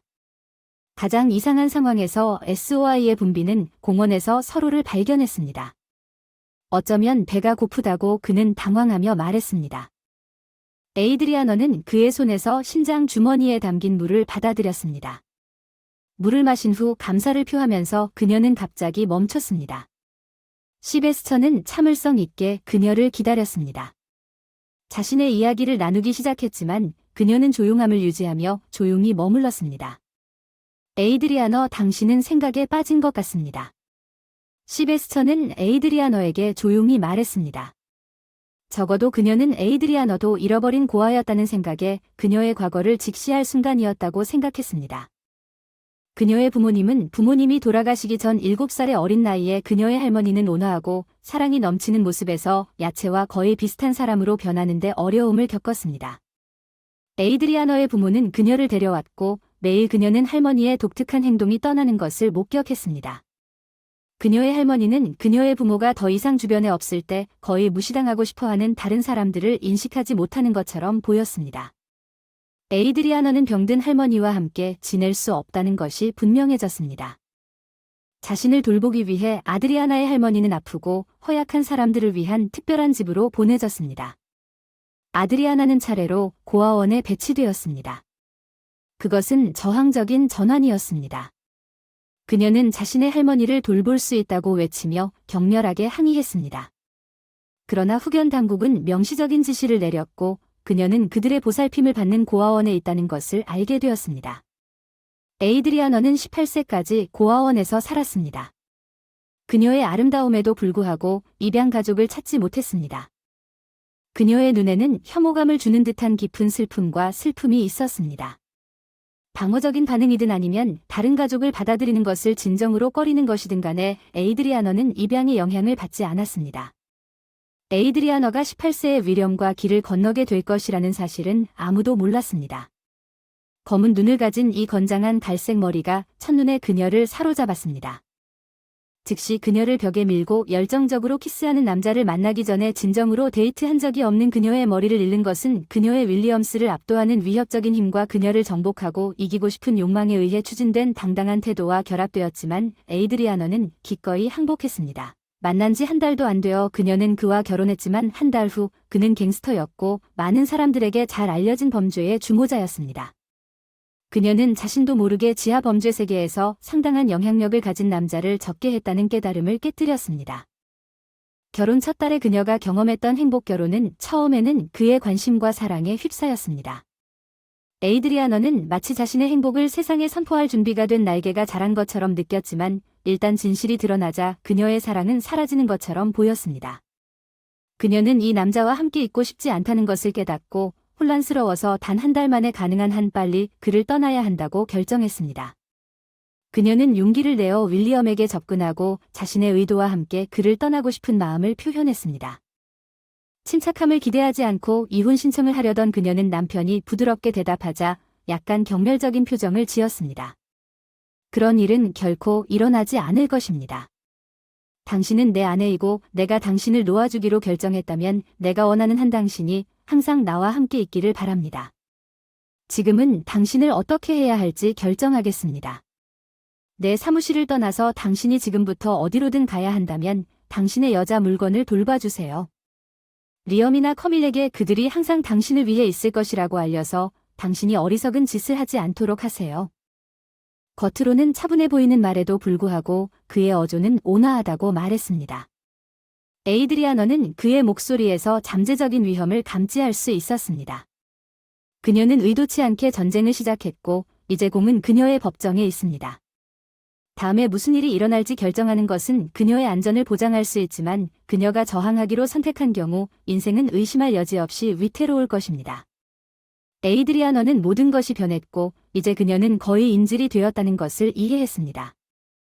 그녀의 친구와 남편의 도우미들은 그녀를 지켜보며 그녀를 혼자 두는 일이 거의 없었습니다. 그것은 그녀에게 부당한 관심을 쏟거나 더 실용적인 용어로 그녀가 그들의 경계하는 시선 아래 있도록 하는 것을 의미했습니다.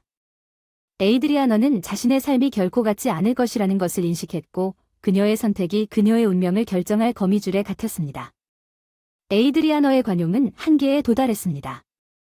잠시 동안 그녀는 남편과 또 다른 진지한 대화를 시작했지만 이번에는 남편이 그다지 상냥하지 않았습니다.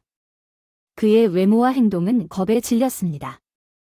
아드리아나는 사슬에서 벗어난 야수처럼 보였습니다. 그녀는 왜 그녀가 이 남자와 그토록 깊은 사랑에 빠졌는지 이해하려고 애썼습니다. 몇 달 전 윌리엄은 그녀를 놓아주지 않겠다고 선언하고 자신을 떠난 것을 후회할 것이라고 경고했습니다.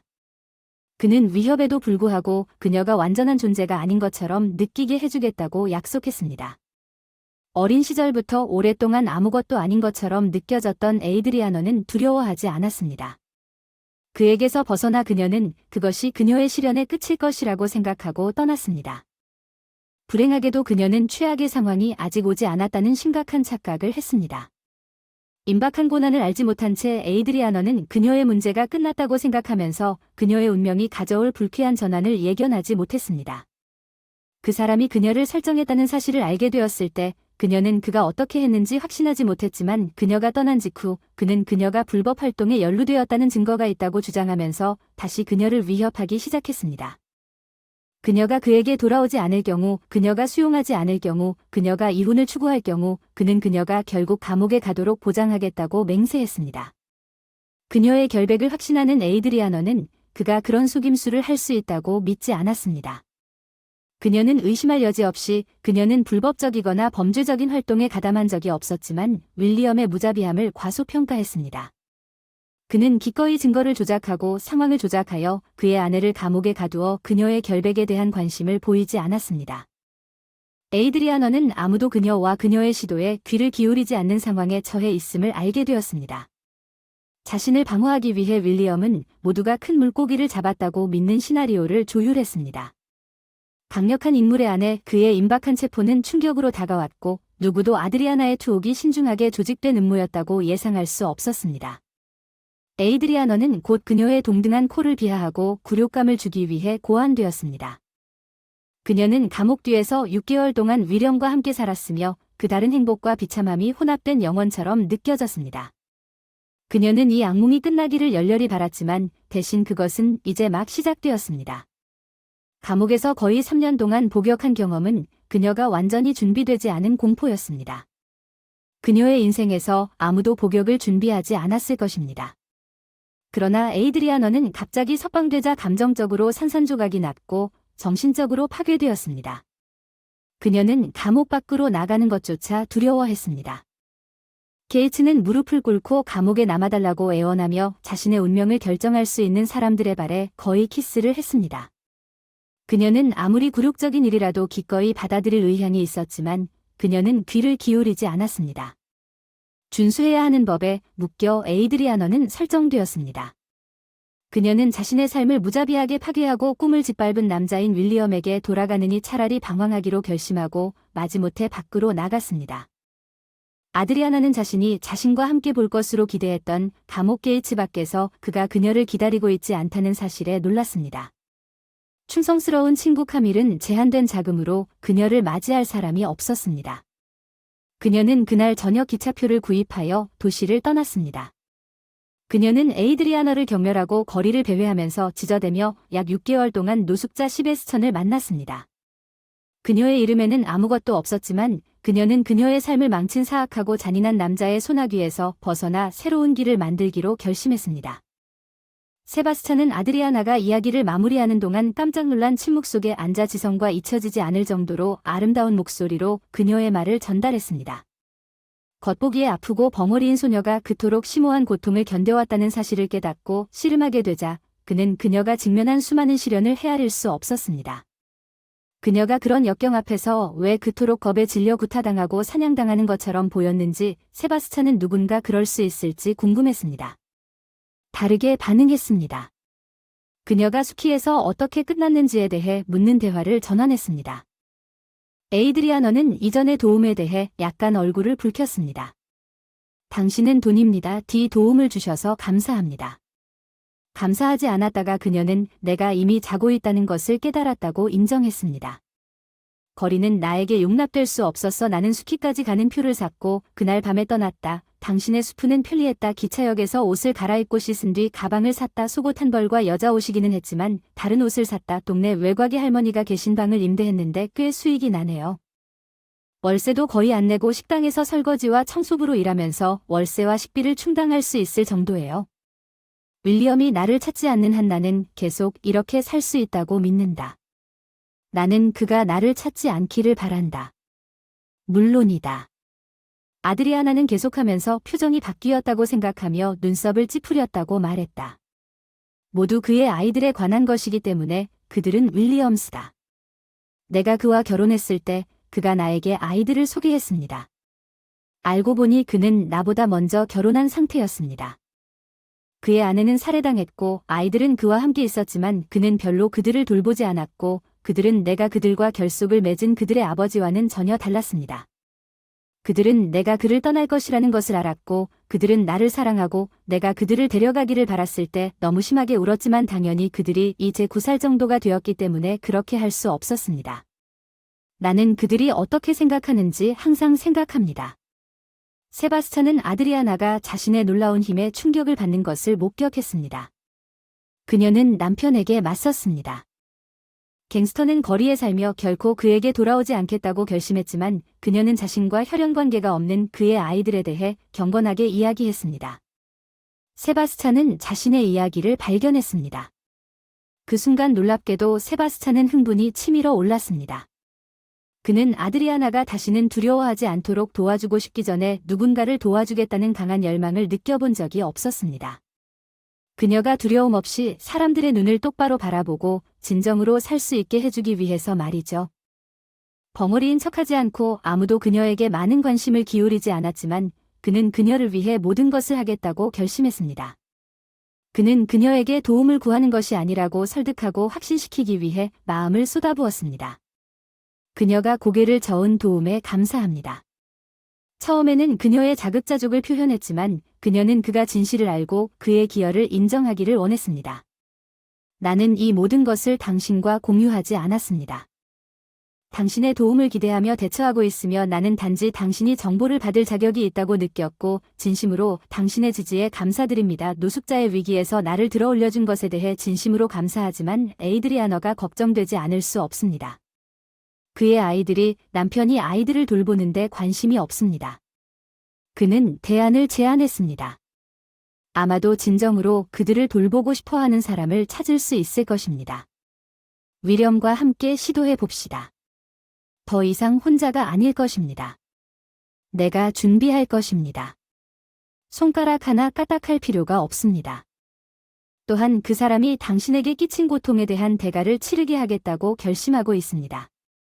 우리는 그가 다른 누구에게도 그런 해를 끼치지 않도록 할 것입니다. 아마도 모든 일이 저절로 전개될 수도 있는 어떤 조치도 취하지 않을 것입니다. 에이드리아너는 오랫동안 주저했지만 결국 시베스처는 더 이상 저항할 수 없게 그녀를 설득했습니다. 그녀는 특히 공원에서의 순간을 회상하면서 그를 좋아한다고 스스로 인정했으며 그가 그녀에게 젖은 물티슈를 건네주었을 때 특히 그녀를 동상으로부터 구해준 그의 친절과 도움으로 인해 그녀는 그에게 마음을 열기 전에 그녀는 그런 진정한 보살핌을 받은 적이 없다는 것을 깨닫고 해방감을 느꼈고 그녀가 모든 것을 공유하자 환생의 느낌이 그녀를 압도했습니다. 그녀는 그와 조금 더 오래 함께 있고 싶었습니다. 만약 그녀가 거절하면 그가 떠날 것이고 그들은 어쩌면 그들이 있을지도 모르는 미래가 어떻게 될지 불확실했습니다. 다시는 길을 건너지 않는다고 대답하는 것은 그와 한동안 연락을 유지하는 것을 의미했습니다. 시베스처는 택시를 예약했고 그들은 에이드리아너의 집으로 운전했습니다. 그녀는 그녀의 집주인에게 떠나는 것에 대해 알렸고 시베스처는 그녀를 쇼핑몰로 데려가 에이드리아너가 입고 있던 옷을 고르는데 3시간을 보냈습니다. 외로움에 지친 낯선 사람을 향한 그의 관대함에 놀랐고 그녀는 잠시 동안 안전함을 느끼고 싶은 욕구를 억제할 수 없었다. 당황스러워하는 친구들 로버트의 입이 놀라서 열렸습니다. 와우, 우리는 당신이 혼자가 아니라는 것을 몰랐습니다. 당신은 여자친구를 찾았습니다. 축하합니다. 언제 여기에 왔습니까? 우리는 방금 여기에 도착했습니다. 존이 에이드리아너의 벗은 다리를 승인하는 모습을 보라고 말했습니다. 친구, 이 사람은 에이드리아너입니다. 그녀는 나와 아주 오랜 지인이에요. 내 도움이 필요하고 지금은 나와 함께 살 예정이에요. 유이오가 당신과 함께 살러 오고 있어요. 정말 놀랐어요. 딘 존이 놀랐다고 표현했어요. 세바스찬이 아드리아나를 쳐다보며 가장 친한 친구를 소개했어요. 이들은 내 친구들이에요. 가장 친한 친구인 그들은 아주 점잖고 불쾌할 수 있지만 나는 그들을 믿어요. 에이드리아너가 어깨를 감싸고 머리를 확실하게 획획 돌린 다음 시베스처는 제이앤과 디안에게 모든 일을 설명하여 그들을 놀라게 만들었기 때문에 존은 그렇게 백설공주라고 말했습니다.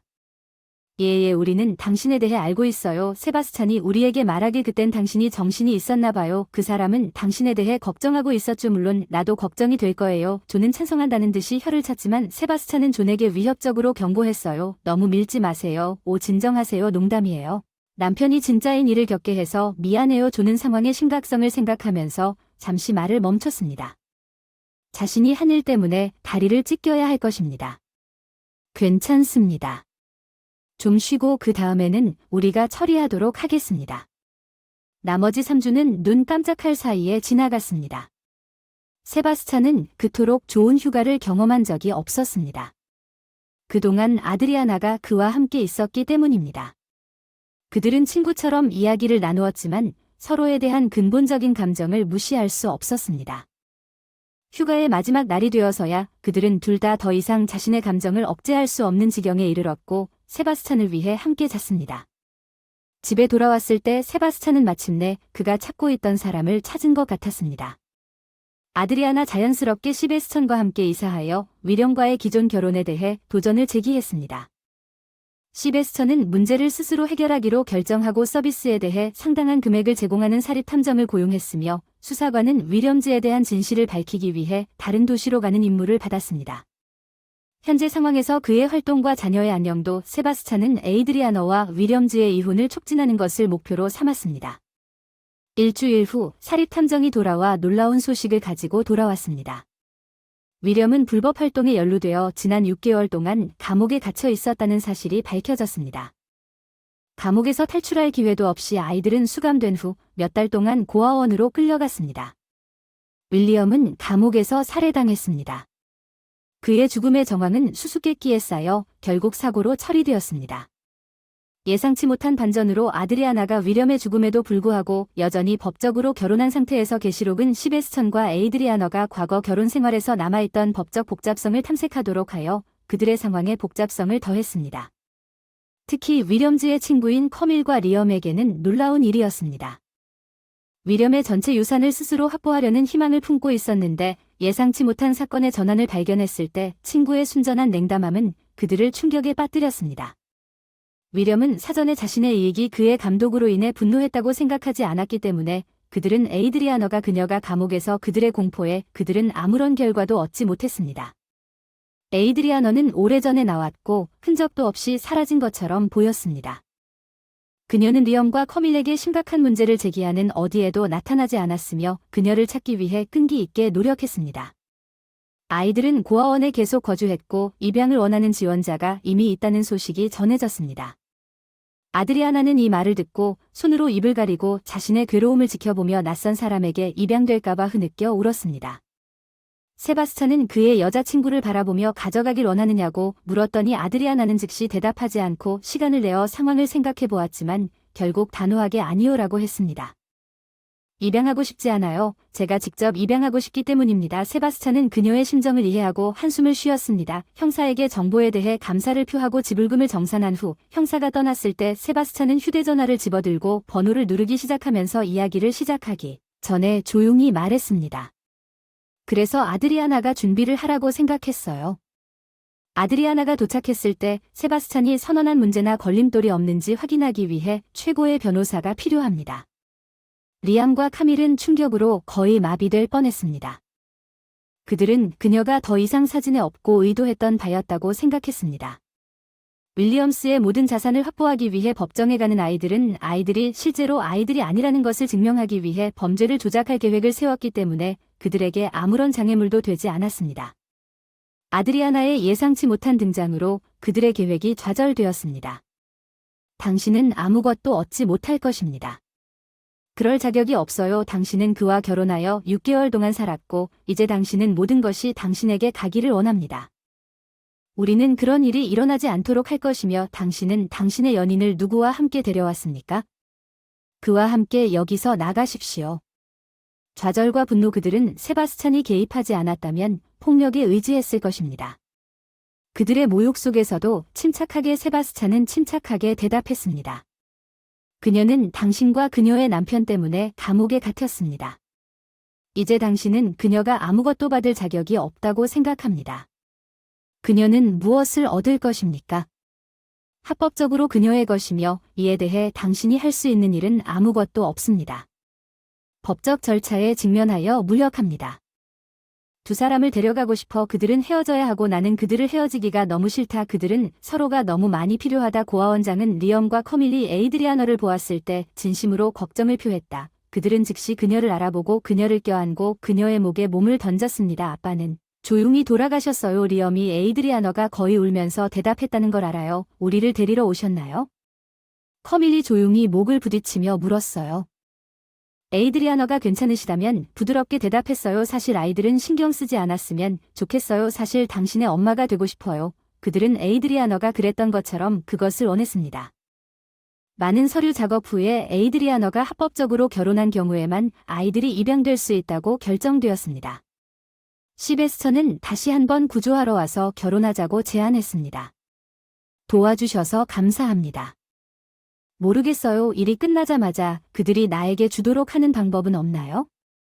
당신은 이혼을 신청할 수 있고 나는 당신이 당신의 뜻에 반하는 일을 하게 만들지 않을 것입니다. 세바스찬은 아드리아나를 안심시켰습니다. 혼란스러워했습니다. 아드리아나는 무슨 말을 하는 겁니까? 나에게 강요하는 겁니까? 세바스찬은 웃으며 손을 잡으며 대답했다. 바보야. 왜 내가 내 뜻에 어긋난다고 생각하느냐. 나는 당신과 결혼하고 싶다. 나는 정말로 당신이 내 아내가 되기를 바란다. 나는 평생을 보내고 싶은 여자를 찾았다. 그리고 그것은 아이들이나 상황 때문이 아닙니다. 당신을 사랑하고 나는 당신의 남편이 되고 싶습니다. 아드리아나는 이 멋진 사랑 선언을 기대하지 않았습니다.